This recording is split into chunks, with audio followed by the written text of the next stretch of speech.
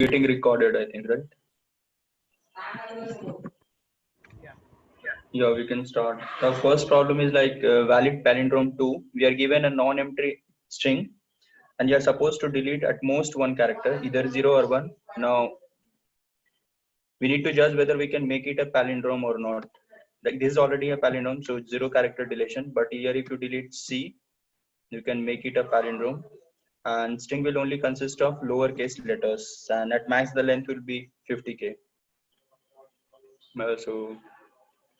So what would be the brute force in this? Like, So we can pick one character at a time, delete that, like remove from the string, and then check if the rest of the string is a palindrome or not. okay, yeah. Yeah, I mean, you'll delete one character and check whether it will form a palindrome or not, right? Each time. Yeah, that the rest of the string. Yes, done that. This would be So you want to share the code, like, I mean, straightforward. I coded using an optimized form. So this is the brute force I could think of. Yep. So what would be the optimized in this? Optimize is like we can move. So the one I discussed is n square, right? Yeah.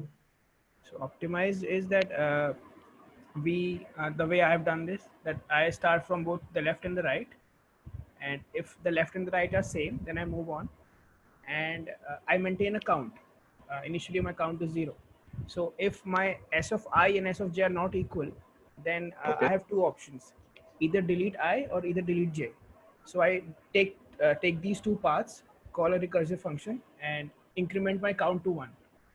So next time if I find any difference, then my count would be count is already 1, so I will return false.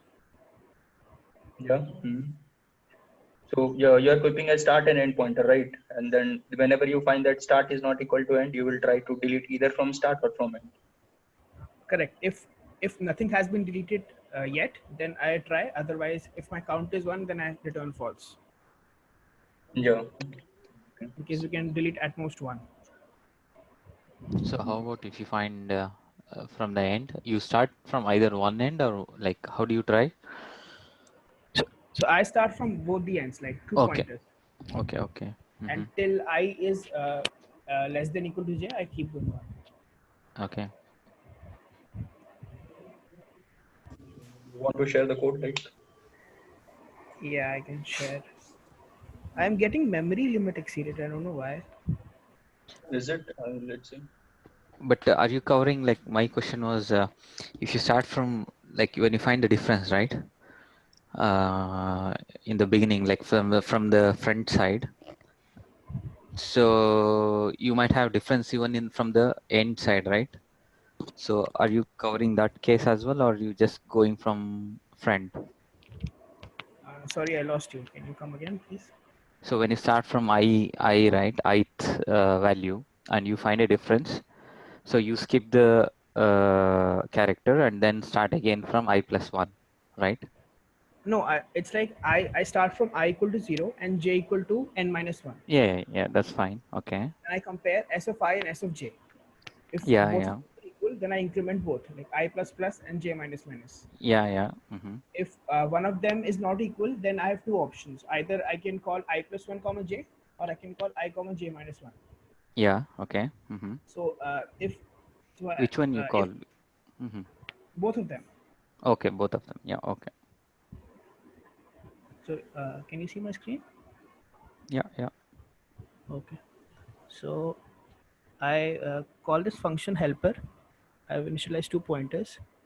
So if they are equal from line number 9 to 11, then I do I plus 1 and j minus 1.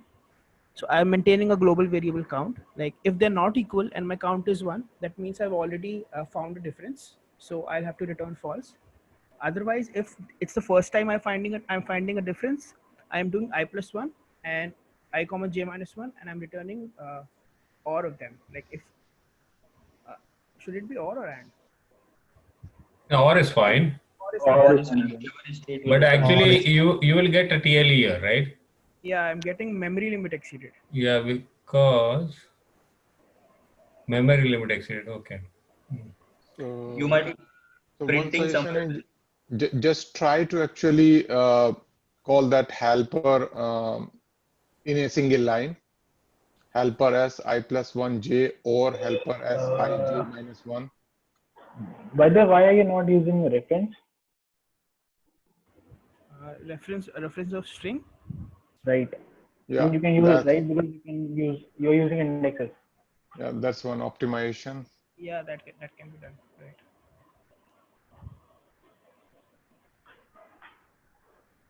So somebody said that I should call helper only when I find a difference. Is it? Yeah, that is actually one small optimization. Yeah. Yeah, if I at could line 20 and 21, so right now it will always call the helper even though you find the true in the first call. right, exactly. If I find true, then At line number 20. You okay. If Okay. You're op1 saying is also true, you are calling op2 again. yeah. I got it. That's what you're saying. Okay. So either put in a single line or put a check around calling again. If it's already you found already, so you don't need to call again. if not op1, then you can directly return op2, right? So if not op1, then return helper sij minus 1. Yeah. And also you need to initialize OPT1, OPT2. Yeah, actually, yeah, there are small, but actually one more way instead of going for recursive would be because recursive may actually consume more call stack, right? Yeah, that is what I think is happening because the code looks optimized to me. I mean, I'm doing overflowing job. Right, right. But On line number 22, you can directly return. yeah, that I'll do. That I think. You have to end OPT2 outside, yeah. Minor changes. Okay. Remove OPT1 from outside. OPT2. Anyhow, it's yeah.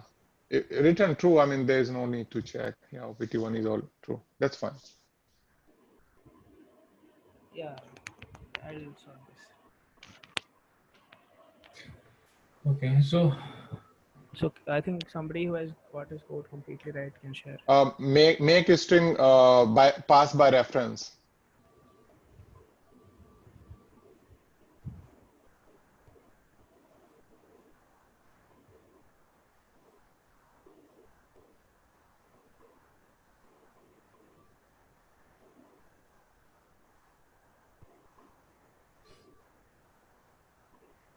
Okay. Wow, good. Wow. Actually, the reference made a magic. Right. Yeah. I think the recursive call made magic rather than reference. In the Yeah, worst case, reference also. No, reference also make. I have seen that Yeah. in my case. I mean, the performance was drastically improved. Yeah, performance wise, yes, but memory limit exceeded. I am doubtful with the reference. Yes, you might get 500 milliseconds. Oh yeah, with Yeah. memory limit, yes, agree. Yeah. Yeah.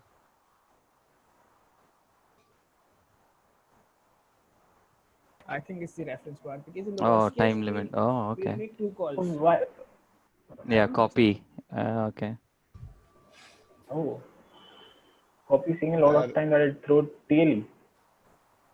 Yeah, it's always creating If you now object. submit, Yeah. Yeah. okay, that's me. Yeah. That makes sense because it will be taking the copy n times, right? And when n is Yeah. like huge, then it will be n squared. So yeah, it makes sense. Mhm. Yeah. Because the recursion part, in the worst case, I'll have to make 2 calls. Right. Yeah, you Yeah. have to. Yeah, but you could do without recursive also, right? Just go through the string, the way you are doing exactly. Go through the string for the whole string from I to maybe, look for those I and J. in a while loop. And then for every time you actually encounter Si is not equal to Sj, then only you go and call those two on line number 19, 20 and 22, and then have outside you something like is palindrome verification helper function. So there will be like one byte. Right, something like that, yeah. But Somewhere here, yeah. But Santosh, I solved it with the iterative, and there's no difference in the time. Yeah, it is almost the same, yeah. How much are you getting iterative? It was same like 200 around 200. Yeah, okay. But in this thing, aren't we calling this is palindrome function? Aren't we doing repetitive work? No, CB he's doing. return. Okay, I return. They return immediately. Because it is more work actually, because every time you have to go and check for every time, even if. So what he's doing is he's going from I+1 side, and if he finds that there's no palindrome, he checks from J-1 side, right? Yeah. And if both of them are false, then it returns false. Yeah. So let's say we find a true thing here. So we'll look for the next pair of difference, and then but our string is getting minimized, so we don't have repetitive. We only call when there is a difference, and when there is a difference, we just look for both of them. Right. So we run that function call only twice in the whole of that string, right? Yeah, because it would be run twice only. Yeah. Yeah. Good. So we have something more than that. One was brute force, recursion. Iterative. The greedy, yeah. This is a greedy approach, right? Yeah. Iterative is like this I'm doing. Initially I'm checking if my normal original string and both are reverse string are same, then true. And just setting the pointer left and right. As long as you find that both of them are equal, keep on increasing the left pointer and decreasing the right. The moment you find at that point you are not, the left is not equal to right, you skip that character and take the slice of that string and check by reversing if you can get, because already till that point they were forming palindrome. Only at that point it was facing the issue. So if by removing that, and if you reverse it, if you get the same string, it will be true. This is for left side and this is from right side I'm doing. If I remove the right character and reverse and original are same, then true, else you return false at last.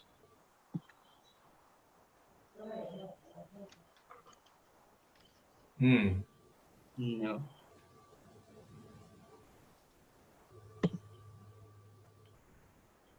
Okay. So as we are on this question, so I just found in the lead codes, there are some hack in lead code. So with my solution, I just saw that, there are some solutions which are way faster, and I just saw the code. And in that code, there is one line which I'm not able to understand yet, but after adding that line in my code, it's just a static function and no call for that at all in my code. And my time actually improved 100 milliseconds. Oh yeah, that streaming, the tying of the streams, right? No, it shows that, let me paste that, what was that call I pasted in my code. Okay. So it says that static const auto fast something. It's basically input. It's just for input. Yeah, it's syncing of the standard IO and right. Yeah. I was not aware about. People are doing that kind of hack to improve their time. That's not like a hack. It's not a hack, but they are improving. I was not paying attention to that. I was surprised that what I'm doing wrong here and why my time is still too high. Yeah, it's something to the LeetCode platform, very specific to them. Yeah. Actually, it's basically it's It's even a for C++ even computer IO program. API. Right. Right. So 220 to 100 milliseconds. Yeah, but actually they should have taken care of that in their compilation timing, instead of actually allowing us to do that. So, okay. No, with that, I mean, earlier I was, I think, faster than 33%, and now 99.59%. Hmm. That is done by taking some input. Just with this line, the line I just pasted, you can just put that line in your code. Yeah, and it will give much better results. Yeah. It's basically just for the input. So it just maps the C in the standard input to the stdio input directly. So yeah, it just increases the input time. So when you are inputting 50,000 characters, it just drastically improves the performance. I have to actually read about these iStream APIs, what actually internally they do. I never use these APIs. But I doubt this that fast is not just due to this. This one line itself. Yeah, it's just due to that. No, it's actually quite helpful when you have a lot of input characters, basically the string characters. If you have a lot of input string, like huge string, then it actually affects the performance. But there are downsides to it as well. The CIN and stdin, you can't use it simultaneously, right? Right, exactly. But technically speaking, time taken for reading an input shouldn't be taken as a part of the complexity, right? But they should do that properly, profiling in their system, I would say. It's okay. Yeah, that's fine. So, okay, his code, Shashank code actually is waiting here. That's fine. Sorry about that. Okay. Right. So, Shashank, Yeah, I'm sorry. Yeah. So, in your line 7, 8, 9, you are just going through the normal string, right? And then you are, from both sides. but you are actually creating another string on line 11. Yeah, the line 11, right? Yeah, I'm slicing that particular character. But are you not using extra space there? Yeah, that is a extra space. New is it will take extra space. I mean, just a variable it is assigned to that variable. Okay. You create new string and then you reverse the string, right? Yeah, I reversed the string. I reversed and checked it that whether, because till this point it was following palindrome. Just because of this character there was a problem. So I skipped that character and checked whether by reversing that part will it form palindrome or not. If it is forming palindrome, previous already we had palindrome till that point. After that it's forming, so we are returning true.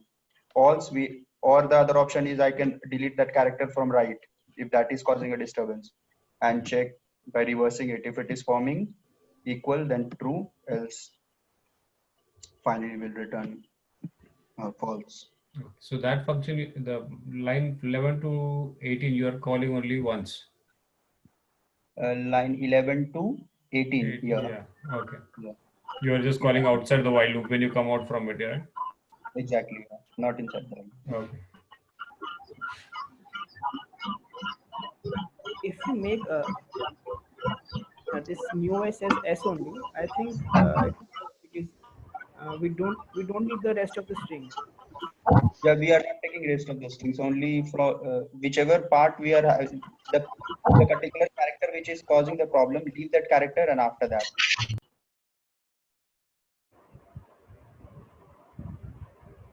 Let's say A, B, C. So we'll leave A, leave C, and check from A to the last. Since there is only one character and it is forming palindrome, that means by deleting this character I can form a palindrome, right? Okay. Yeah. Yeah, that's good. This sounds like a DP problem for me. I mean, in general, suppose if it is just not one character, if it is. Yeah, there are overlapping problems. Sure.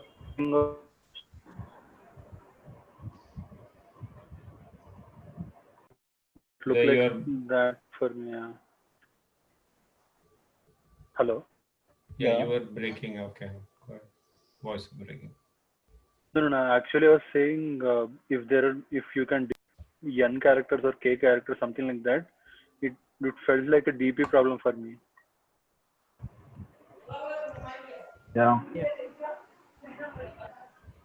Here we just want one, so we don't kind of call more than twice. Yeah. Actually, it was verified whether it is a DP problem or not by going into the topics and see, because it looked like a DP. Yeah. Yeah, we have Right. overlapping problems, right? Yeah. But the way Harshit implemented it is almost like a top-down approach. Only thing he had to use he did use memorization, right? Yeah, because we have to. Yeah, he's using both left and right, and then if you memorize it. So, but there will be surely a solution for bottoms up, but I'm not sure how it will be. Yeah.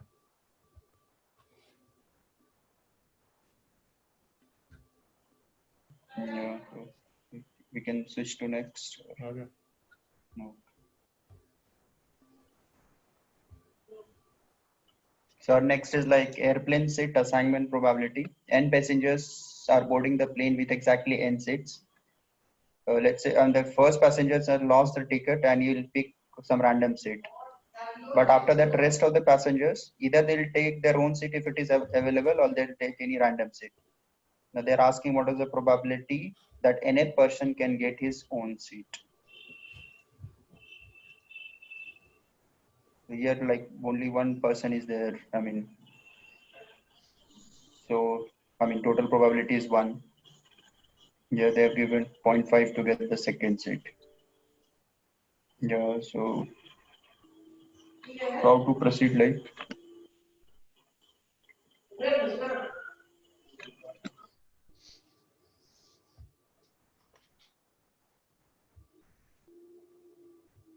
Yeah, it's very different, right? This problem.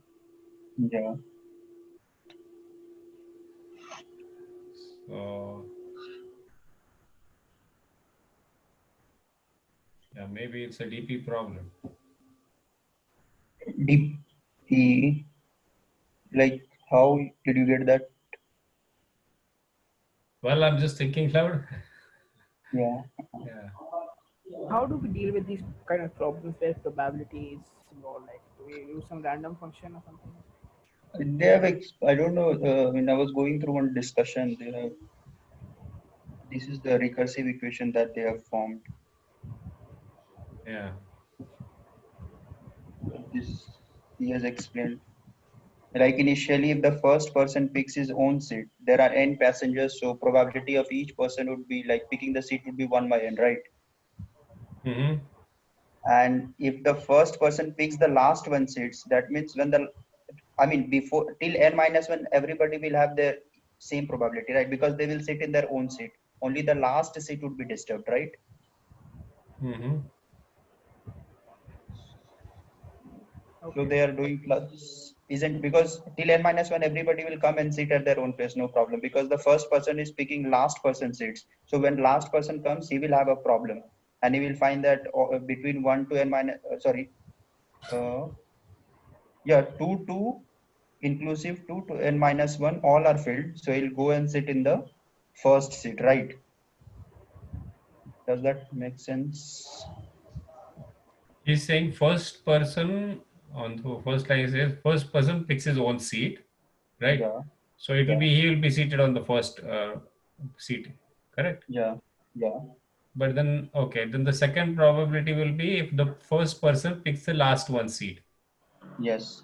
Okay, so if he picks the last one seat, then only the last guy will have to come and sit on the first person seat. So they both have to interchange, correct? Yeah, exactly. So then why is saying 1 by n multiplied by 0? That 0, that factor. So is it same? Means because 1 by n in the first whatever that factor was, it will cover both the scenarios. That is what he's trying to say, correct? I think so. Because that guy doesn't. So your first line, 1 by n, where he says first person picks his own seat. And on the second line, he says first person picks last one seat, right? So both of the cases actually will be probability of 1 by n. Together will be 1 by n, correct? Yeah. Because the last guy doesn't have any option to come and sit on the first person seat. Because Exactly. in between, everyone has their own seats. Own seats, yeah. Right. So if that is not the case, then when you come here, okay.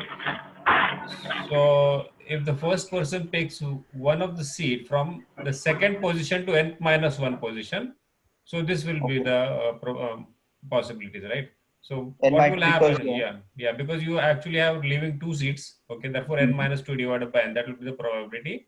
Okay, but it's not the probability, that will be actually multiplied by the other, because you are reducing the problem statement now.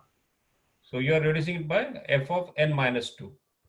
Therefore, it is n by n minus 2 by n, probability of people coming in, multiplied that, because n minus 2 will again have to go through the whole thing again, right? Because they will also have a, So therefore, it is going on a recursive call like that. Yeah. But this 0 again, can you say, like, I again miss that part, this 0 while you're multiplying?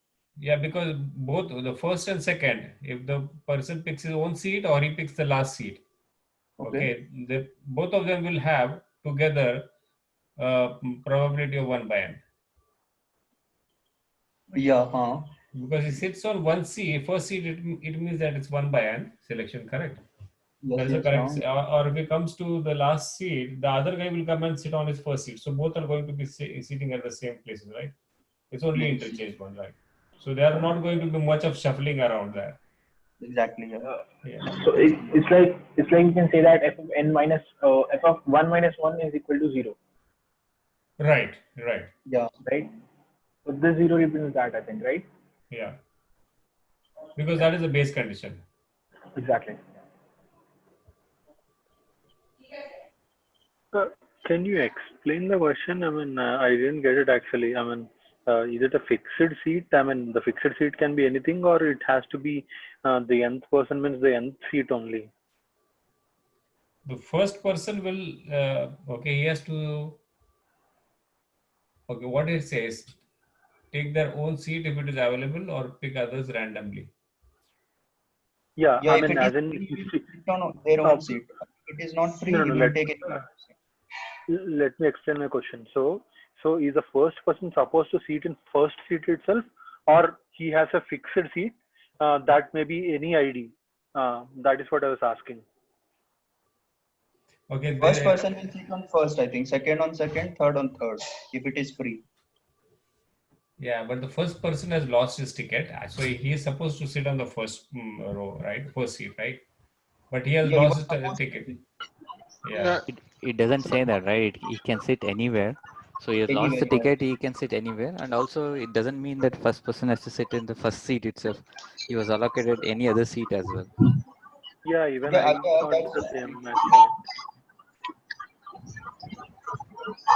So but in any case, the probability will be same. No. Actually, I thought it in different way, and I got 1 by n as the answer. I mean, I have a different explanation, but not sure whether these are related or not. Okay. Yeah, it is confusing. But. Yeah, I can tell my explanation. I mean, so basically, so for the n, I mean, let's suppose everyone is allotted a particular seat, but we are only worried about the last person, right? So let's suppose the last person's seat is x. So until and let's suppose these persons are given allotted randomly. I mean, seated randomly. I mean, so we just need to make sure that that random generator doesn't generate that number till the n minus 1 times.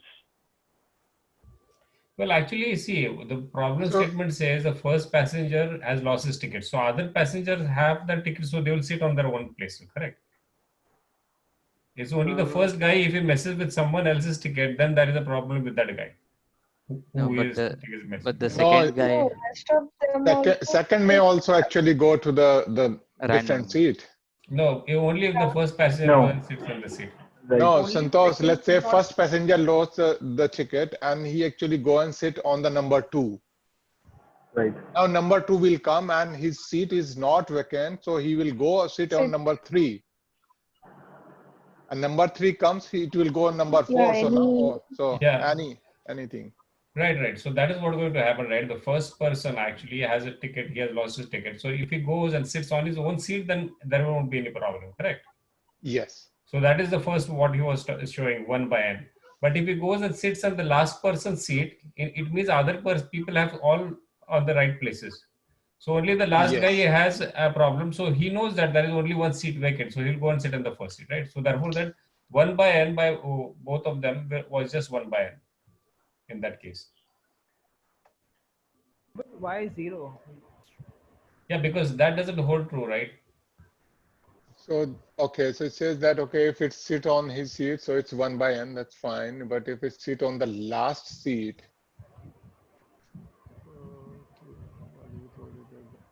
if he is sitting on last seat, the person from 2 to n minus 1 will be sitting on the respective seat, right? There is no problem no change in that probability, right? 2 to n minus 1. Only the disturbance is there between the first and the last, right? Yeah, that is what it looks like from here. Yeah. Yeah. So I had one. Yeah. I think it's 0 because we're not able to fix that last person, and we are looking for the probability of nth person getting his own seat.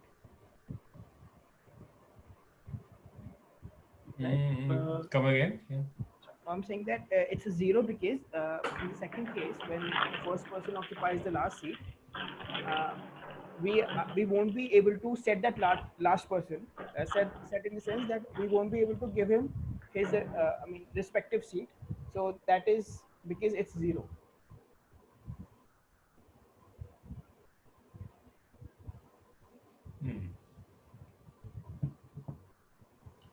Yeah, because there is nothing remaining, right? So therefore the base, it comes to the base case.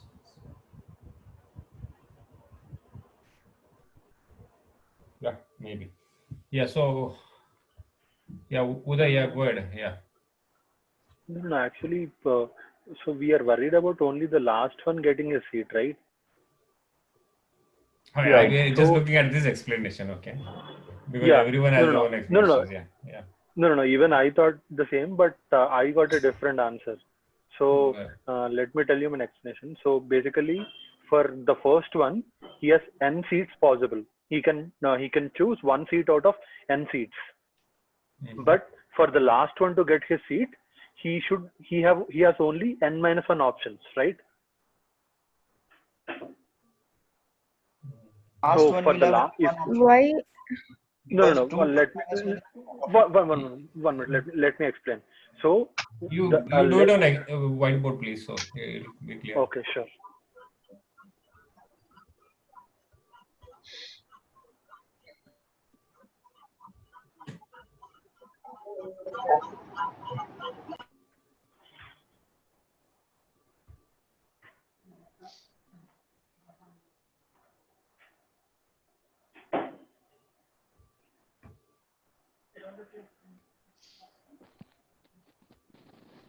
Oh, you can't Yeah. So now there are n seats, right? Now let's suppose his seat is x. I'm not assigning his any value. So we shouldn't pick this x for the rest of the n minus 1 people shouldn't sit at x, right? For the last guy to sit at x, the seat x.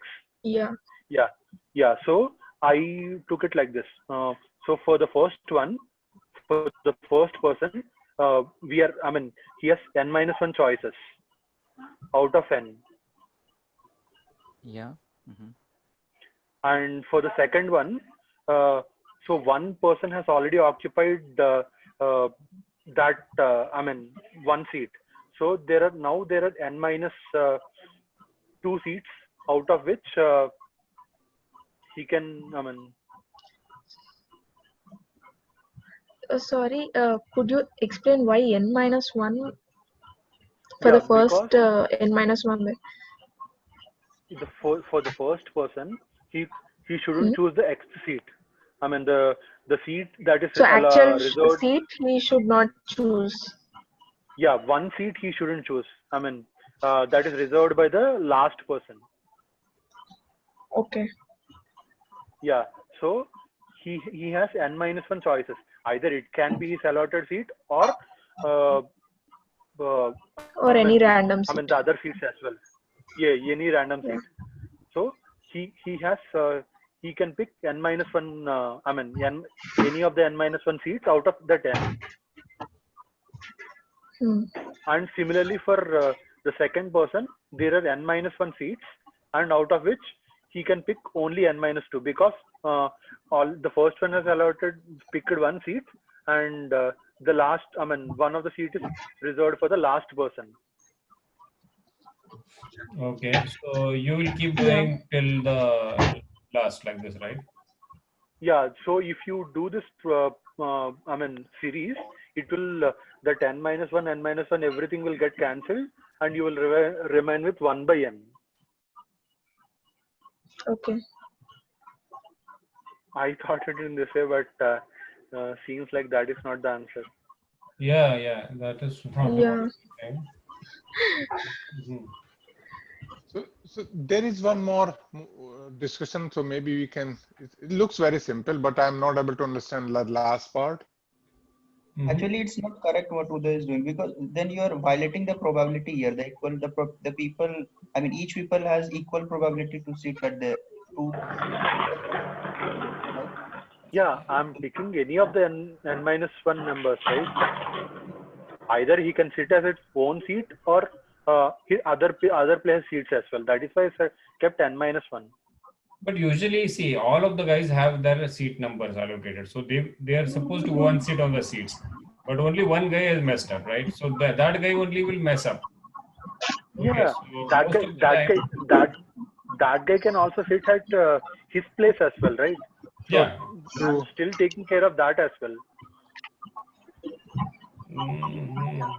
No, like if the first guy, let's say first guy lost the ticket, so he can miss only one seat, right? The rest of the person. So you will have different cases, yeah. So this is one of the case only, right? Because you are messing up with all of them. That is one case. But if you mess up with only the first one, second one, third one, you will have to do for each and every one till you go to the end.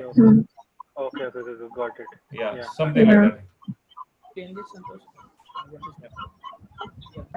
Hey, Praveen, go ahead. Yeah, I mean, you can. Can someone share the screen? Oh, you want us to share? Okay, which? Okay. Go ahead.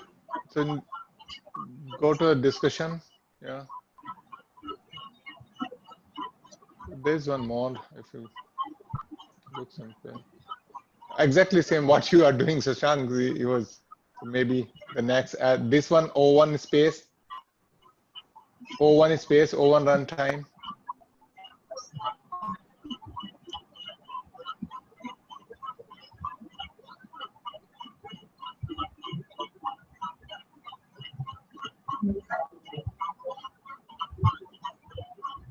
So that up to that part is clear.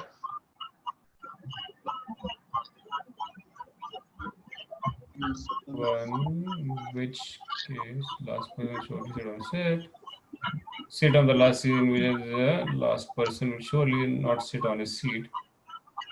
Sit some seat k plus 1 to n minus 1. Okay, so then on the line 3, you are actually going recursively because you are reducing the problem statement now in this case, correct? Yeah. Every time is reducing this. Yeah. So those for the first and second are the base cases, and then you are doing for the others, correct? Yeah.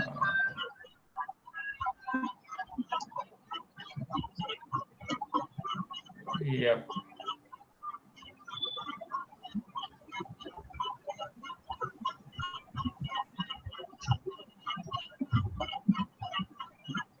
Okay.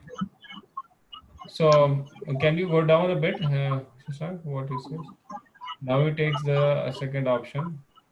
Yeah, they come up with the same number. Okay, that doesn't make sense. Okay. So now if he I think we takes, should concentrate on third right. option. Yeah. The third point is actually. Yeah, if he takes option 3, then he will sit on some seat, say J, and now J will again have 3 options. Okay, so that will be a recursive way of doing that. And so we'll have to add that, right, to the first and second, whatever the return value will be. The cycle will continue every person consider first and last seat with equal probabilities, and the probability will be 0.5. Okay, he has made a blanket statement there. There are some hidden things he is not explaining. Yeah. There are many. Yeah. I also So have we a can thought. take the. Yeah, go ahead.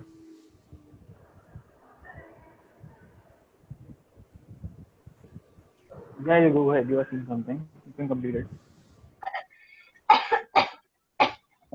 Voice got.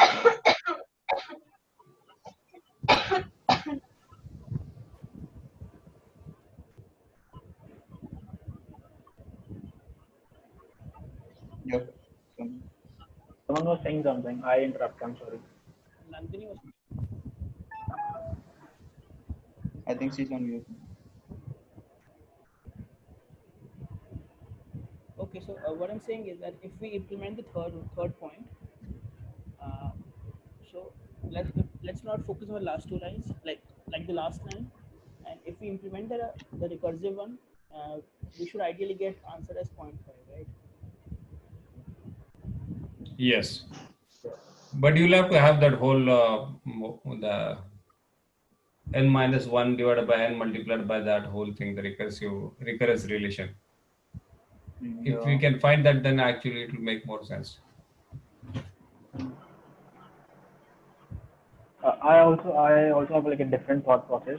I am not sure it's correct or not, but I'll just tell out and we can like discuss a little. So let's assume that so the question is that you only have to figure out for the last person whether he'll sit in his correct seat or not, right? And assuming that the first person will be sitting on his assigned seat, is assuming it's 1, that he already knows his seat and he'll sit on that, then the probability that the last person will sit on his seat is 1, right? Okay. Yes. And in the question, the first person does not know his seat, right? So there are only 2 options. Yeah, only the first person does not know his seat, right? Yeah. Yeah. So there are only 2 options. First, option A, he'll sit on his correct seat. Option B, he'll not sit on his correct seat. So the probability for each of whether he will sit on his correct seat or not is 0.5, 1 by 2, right? Yeah. Right?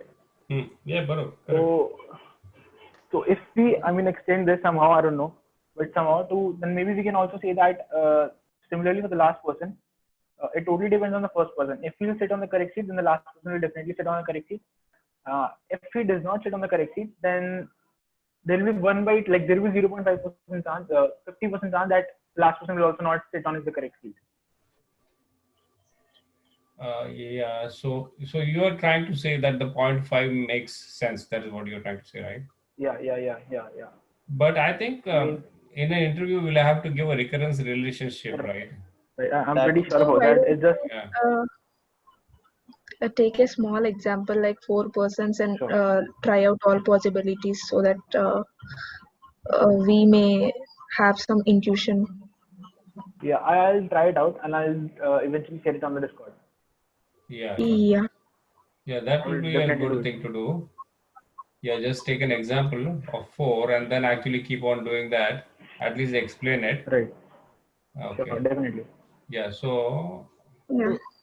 Right, there is one more discussion which actually claim that it's clear mathematical explanation behind 0.5. So here is that. So just open and let's try to understand together. I pasted that in the chat.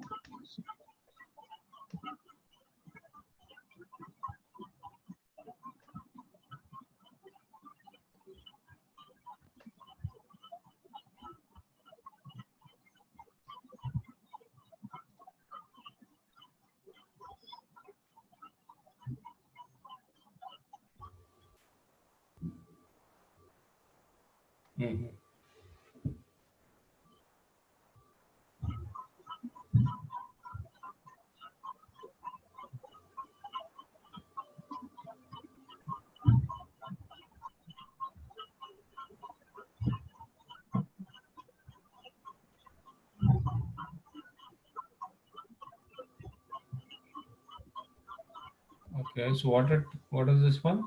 The idea here is that if a person I sits in the seat of J person, okay, then J has a seat at a random place. Random place, yeah. So let's look at a small picture. Okay, about 5 people, 1, 2, 3, 4, 5. Okay, 1, 2, 4, 5, and 1. Okay, this means that P1 sits at P2. Okay.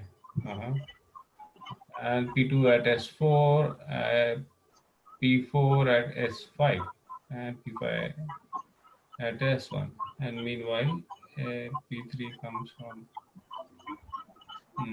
That also we have to take care, like which passenger is coming when. Like if P2, like P3 come, I mean third passenger comes. I mean second passenger comes. What do you say? I think I got this. What he's saying is that for a person, let's say for the last person to be allotted his correct seat, there has to be, I mean, a cycle which has to break before that. So n-1 should come before last one, right? Yes. So the last person should find the last seat empty for him or her. Okay. Right. So there has to be a stoppage of cycle for that. So yes, so the cycle will break when a random person finds his or her allocated seat empty.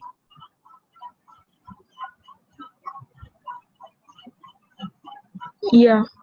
So let's look at these cycles. Like so, 1 comes and sits at 3, 3 comes and sits at 2, and afterwards 2, 4, and 5 will find their seats empty, so they'll go and sit over there. Right? Right. Yes. And similarly for this, P1 sits on S2, P2 sits on S4, P4 sits on S1. So P5 will come and find his or her seat empty, and he'll sit there. So basically, it's like choosing. We have to choose as many cycles as possible, because without including the last person. So we have to choose this NC0 plus NC1 till NCn-1. So this would be our favorable cases. Sorry, NC1, it will start from NC1 and it will go till NCn-1. NC1 means out of n seats, 1 seat is selected, right? Yeah, so cycle of length 1. Okay, yeah. So that is the normal scenario, correct? Yeah. So, okay. Yeah. So then we take cycle of lengths 2. So basically, we don't have to include the last element in our cycle, last person. So if we sum all these favorable cases, we get 2 to the power n-1. Let's say 1 sits at 2 and 2 sits at 3. So entire thing will get corrupted, right? In that way. 1 sits at 2 and 2 sits at 3. entire thing will get corrupted till the end, right? So that is what the first one comes, right? Yeah, okay. Okay, he's considering all the cycles. Yeah. So it's considered everyone is messed up. Yeah, exactly. Everyone is messed Right. up. So that is 2 raised to n because you have that combination of all of them, NC1 to NCN. And then if you just leave only one seat, which is not going to get messed up, right? Then we come from NC1 to NCN n minus 1, right? N1 minus NCN n minus 1. Right. Okay.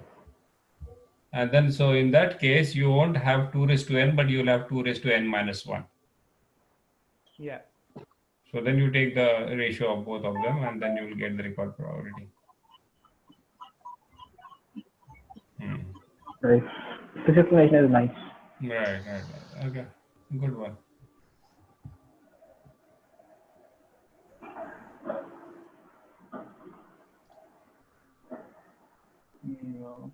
Okay. I think that is the only way to do it, right? A recurrence relation establish one. It's like I mean, or is there any bottoms up approach?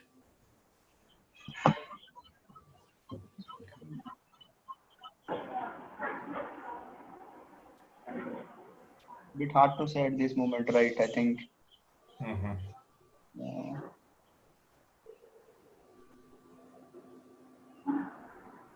There's an elementary combinatorics problem.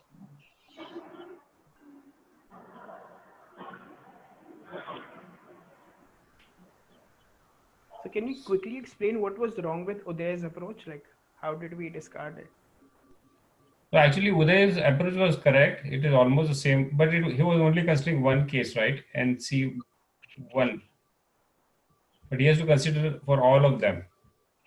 So it is the same approach, but he has gone in only one NC1. He was trying to explain that, but yeah, if he does it for all, it will come to the same thing. Right, Uday?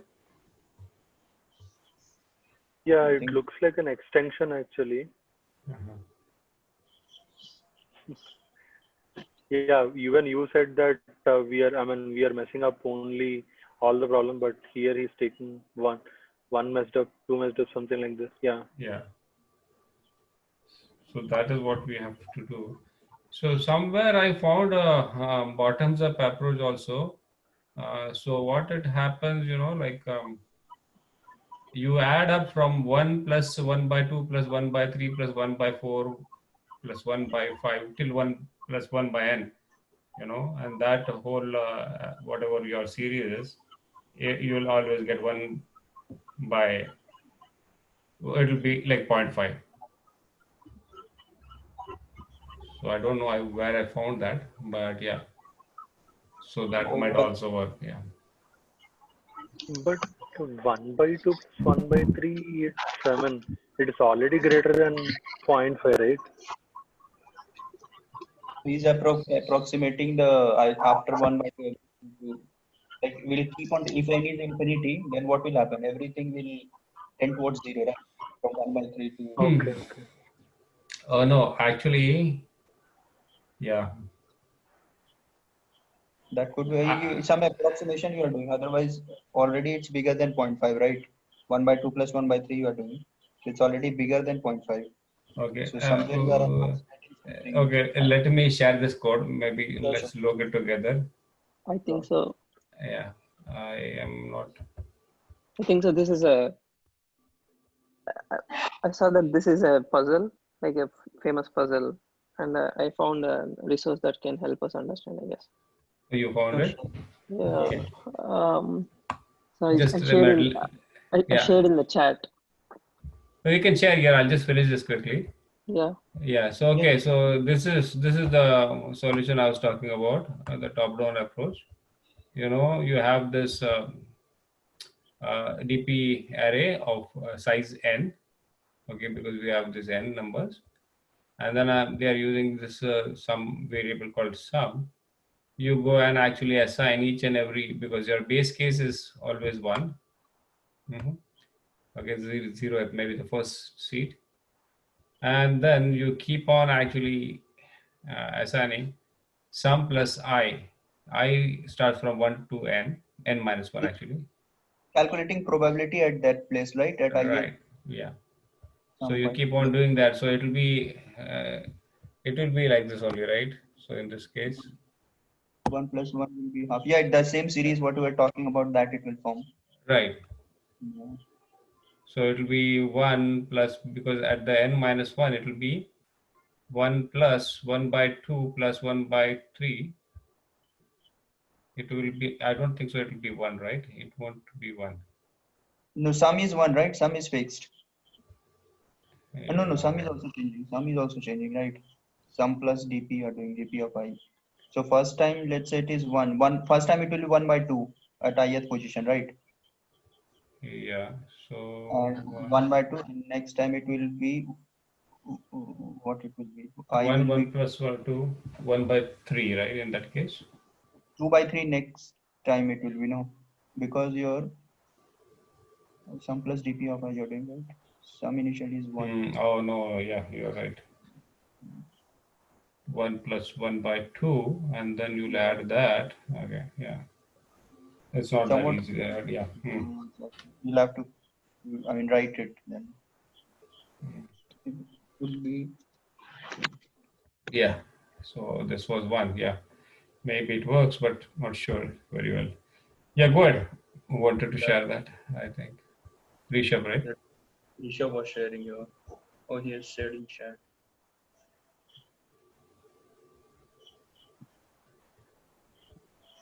Hey, Rishabh, you want to share? Yeah, but I'm still trying to understand the proof. Maybe we can understand together. Yeah, no problem. So you're sharing, Rishabh? Yeah, can you see my screen? Oh, sorry. Let me stop. Yeah, go ahead. 1 second.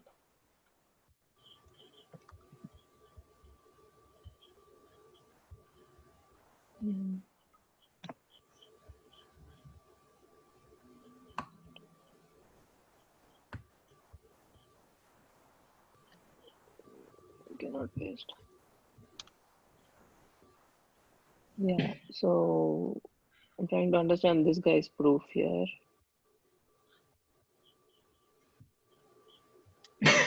Okay, instead of working the other way around, instead of working the straight way, he's working the other way around. He's trying to find the chance that any customer might end up in the wrong seat after the first person has chosen the wrong seat. So what he means here is that if the first person has already chosen a seat, for the persons that are coming after him, they will replace the seat of any other person, and that person's seat who they will replace, they might have been victim of other person. The chain will go on. Yeah, the change will keep going on, like the process is described here in the diagram. And then he says, so since each person would be occupying different seats, what is the probability that there is a sequence of integers that would, like, what is the probability that each person would be displacing, is being replaced by a person who is coming before them? Like, is there an increasing sequence within this change that is happening? And then he performs the math, like the change is the total change is sum of all these changes. No, this is correct, like 1 by n you are doing, but how come this denominator? Because initially all the seats will be empty, so he has like 1 by n probability first person. This is the But second person. he is not checking the probability of getting seat here. What he's checking is,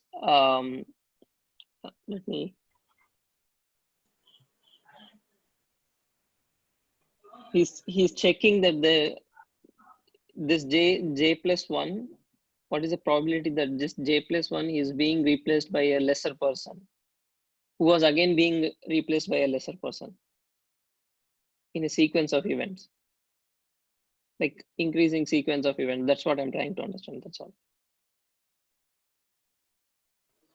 We'll have to look at more. I think it's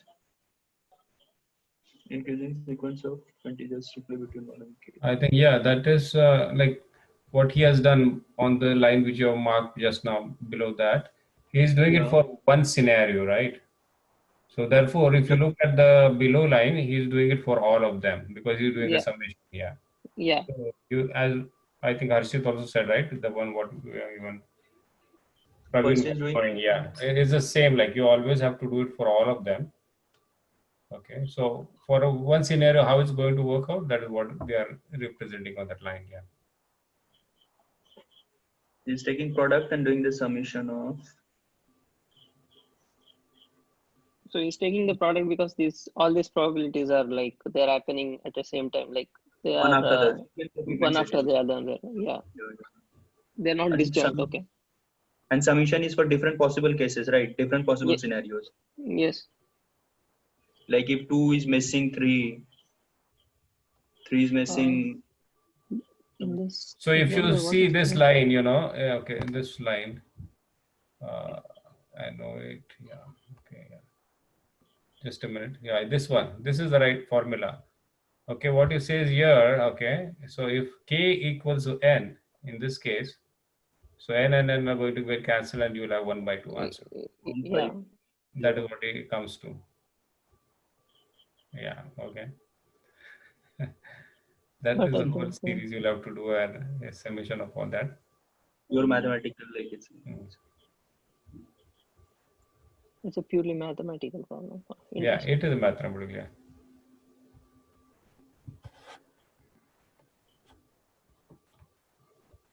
Yeah, let's check out much more simpler. If we can share it in this. I don't think so. We'll get anything simpler than this. It's the best possible. Yeah. Yeah, that is true. Cycle one was a bit understandable. Which one? This one is a bit more clear. The cycle. Where... Oh yeah, the cycle one also. Yeah, that's true.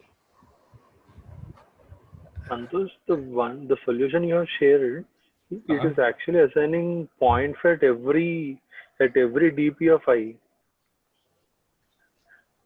0.5 at every dp of I. Yeah, for every I mean that dp gets initialized at 0.5 itself. There is some complicated logic, but they're doing the same. So I think it's like the person can either take his own seat or he can't take his own seat. So there is the equal probability of happening both. That's why 0.5 for each person. If he takes his own seats, that will be 0.5.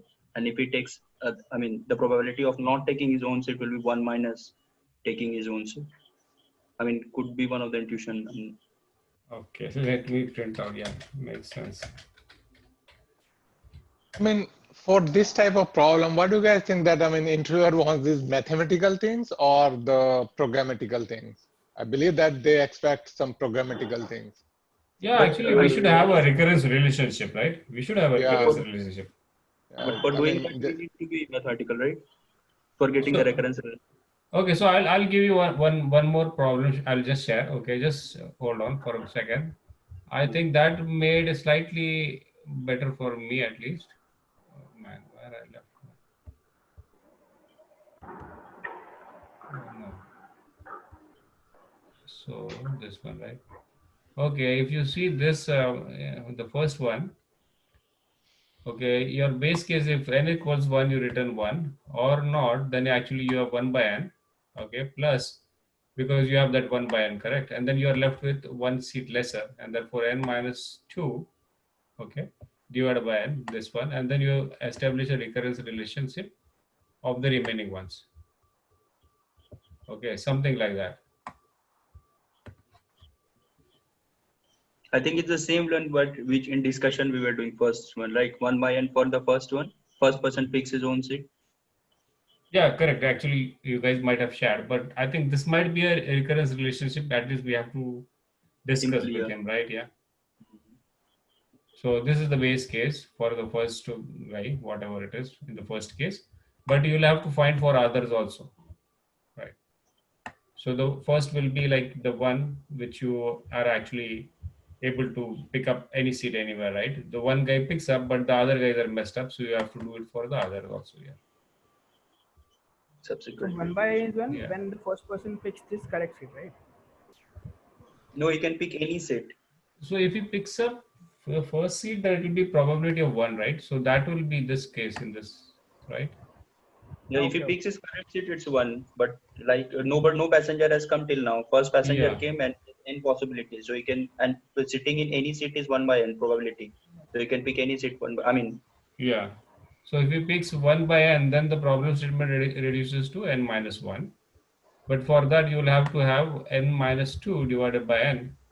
Okay.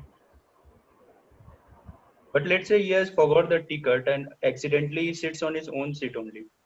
I mean, like he doesn't know which seat number he has to sit, but randomly he picks the seat and that turned out to be his correct seat only. So then that will be the base case. But how come we know that the seat which is sitting will be his correct seat? Like only when the other person comes. But this is a probability, right? So we'll have to do for each and everything. Even if he has a seat, he's sitting on a correct, that's fine. So that will be the base case. Or else he'll be sitting on some other seats. So you'll have to go for each and every messed up seat case, right? Yeah. And then you'll have to add for that. So we'll have to find a recurrence relationship. And then, yeah. I mean, so now, why we do n minus 2 by n? I'm not still clear about it. Yeah. Yeah. So even if we say we are reducing the problem statement to n minus 1, that looks okay. But when you come here and say it is like n minus 2 divided by n, and then you're multiplying. So why? When first person came, 1 seat got reduced, right? N minus 1 seats are left. Okay. Okay. And the last seat is not included. Why last seat is not included? Because we are looking for this probability only, right? So the nth person can okay. So you are taking care of that in other, in that recurrence function. So you are only looking for whatever is remaining.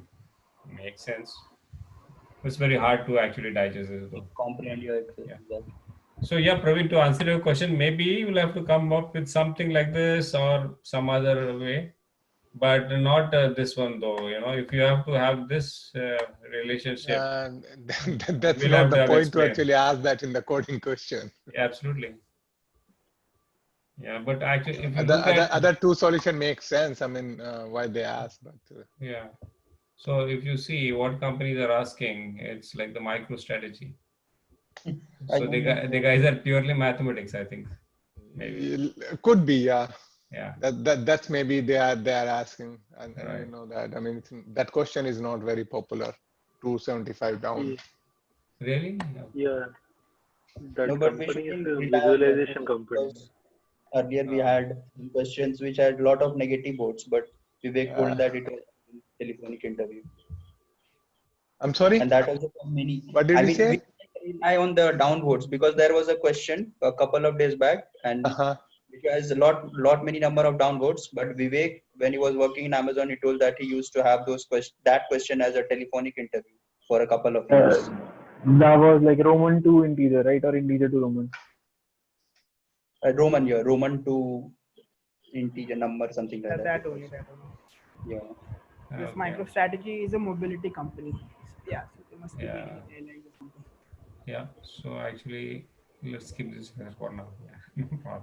Okay. Yeah, I don't know. I mean, the question, Sang, you just mentioned that. I mean,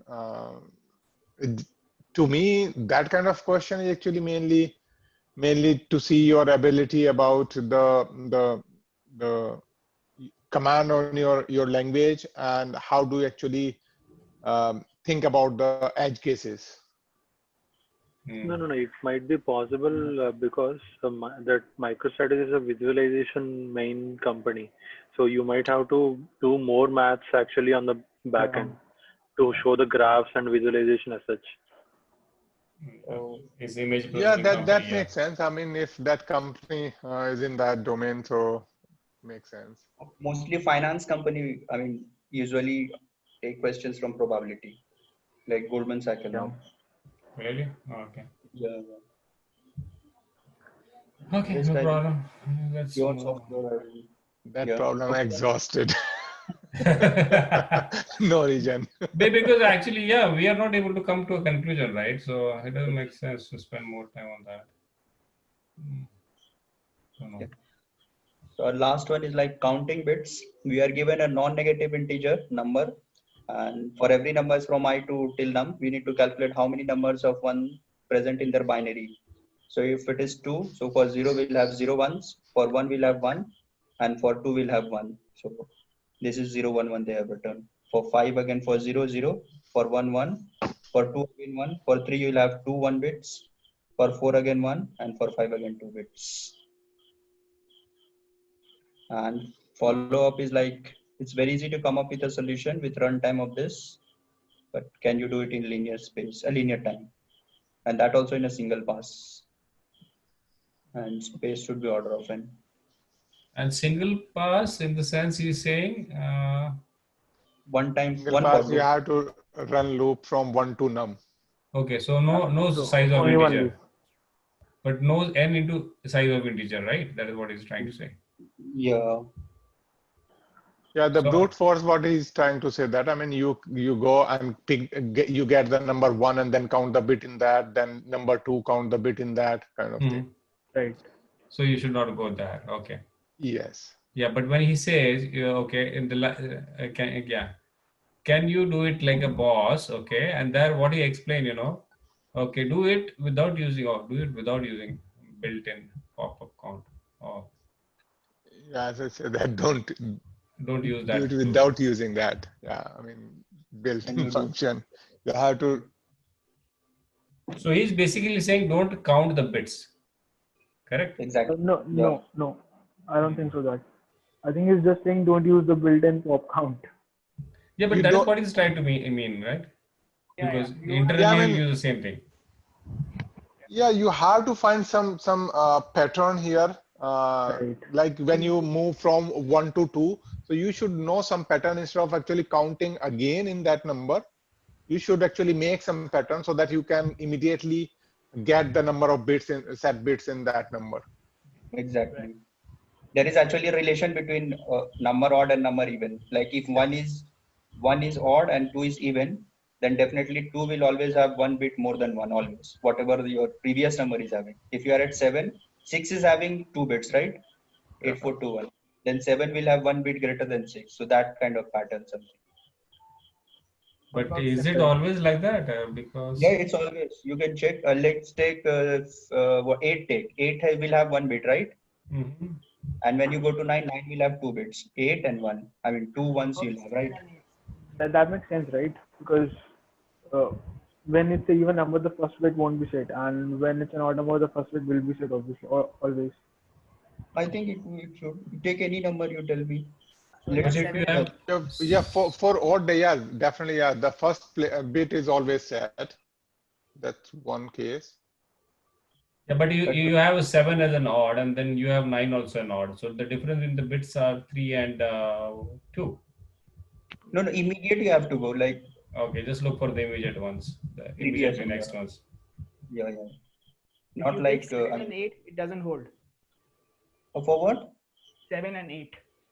Yeah, 7 will have how many bits? 3. 3. No, first number should be your odd and second number should be even. That way I'm telling. Yeah, so first is 7 and 7. No, it should be the other way, right? First should be the even one. Sorry. First should be the even. Yeah, first should be even, second should be even. Yeah. yeah. And if the number is 2 to the power, then it will always have only 1 bit, right? 1. Well, Yeah, that is even number. That is even number. So number between, if the number is 2 to the power, then to the power number will always have MSB set as 1. Only Yeah. bit 1, yeah. Yeah, like 8 is 2 raised to power 3. Yeah.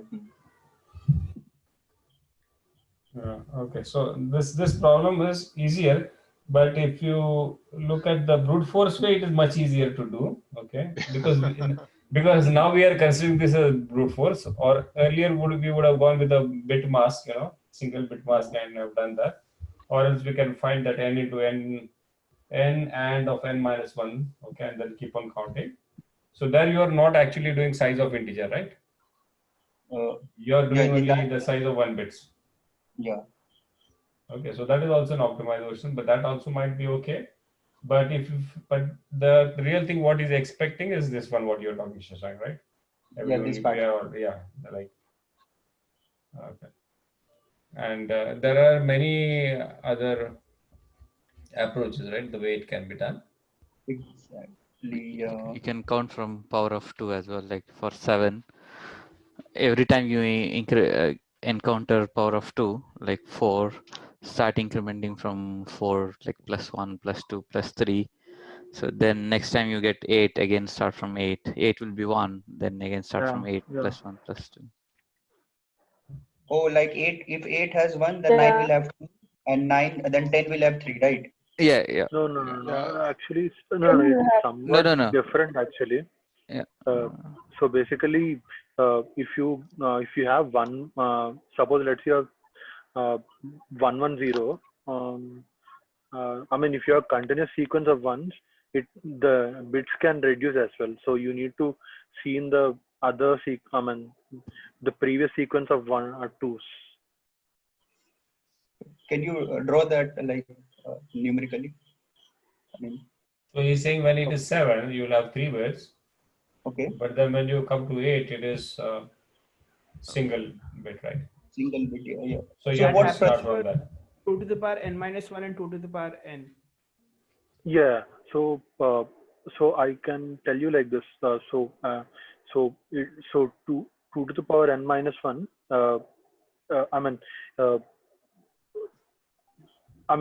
For to make 2 to the power n, there are 2 into 2 power n minus 1 elements in between. Right. Should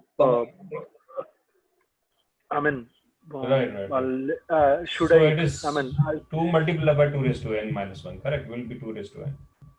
I can show you the code that will better explain. Okay. So basically, if it is a power of 2, it.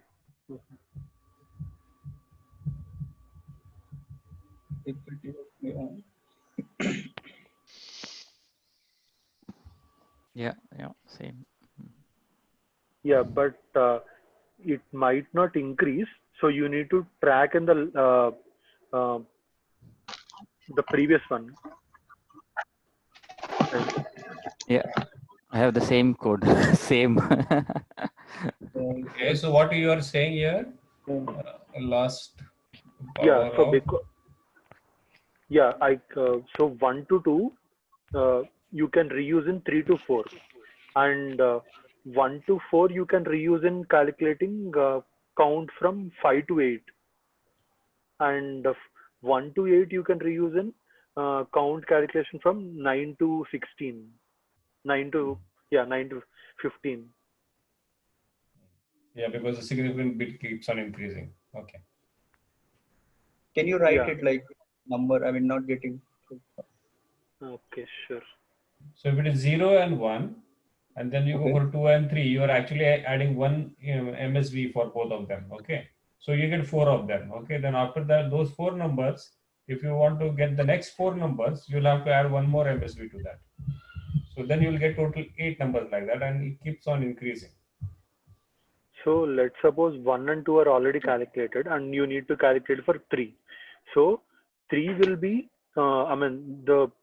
before 3, the last power of 2 is 2. So you can reuse that one value and add plus 1 to this. Plus 1 to what? So 3 will be bit count of 1 plus 1. So what is the use of 2 then? Like, why you are taking help of 2? What significance did it? So because for every 2 sequence, you can reuse that previous sequence's values. You don't need to calculate the other values. So for bit of 2, the previous power of 2, so you can reuse that 2 count for calculating. Okay, you are saying that way. So So if you take something like 13 or something, so the previous power will be 8. So 1 plus 13 bit minus of 13 minus 8. So that will be 5. So bit of 5 you So will take. bit 5 is already calculated for the previous sequence. So I will reuse it. So what is the intuition for subtracting that? Intuition I'm not. I mean, formula wise it's working. That's true. Like why you're subtracting 13? Like 13 you went because 8 is a power of 2. No. Let me explain. So for every the 2 to the power, you are increasing the number of bits used, and if you remove the most significant bit, those are part of the previous sequence itself. Yeah. So if you write 10101, if you remove the most significant bit, you have already this 1010 will already part of the previous sequence. You would have already calculated the value for this one. Okay. Yeah, from 2 to the power n minus 1 to 2 to the power n. Yeah. Previous set. Yeah.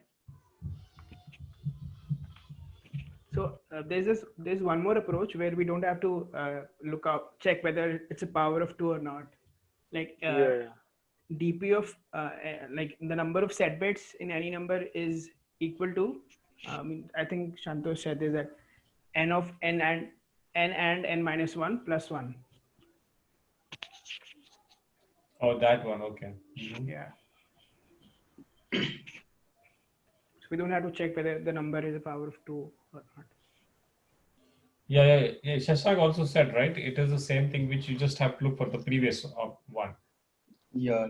So but you reduce the, okay, it is not the previous one, right? In this case, Shank actually. was saying about even and odd, I think, right? Even and odd, yeah, I'm sorry, yeah. Yeah, if the number is odd, then to the previous you just add 1 by 2.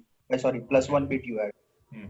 Yeah. So I'm not checking whether it's even, odd, or power of 2. Right. Yeah. And of I minus 1. So you go to the previous, okay, and then you add that 1 to it. It is almost the same what he is explaining, but in a different way, right? Yeah, that takes care of this thing. For like 8, if we want, then we will go to 0 and then add 1. Because 8 and 7 is 1. Sorry, 1 plus 1, 2.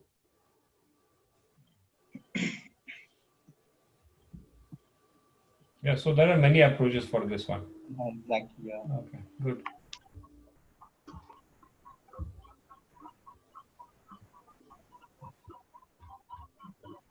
Okay. Yeah. Yep. So that's all right. Yeah, no problem. Today's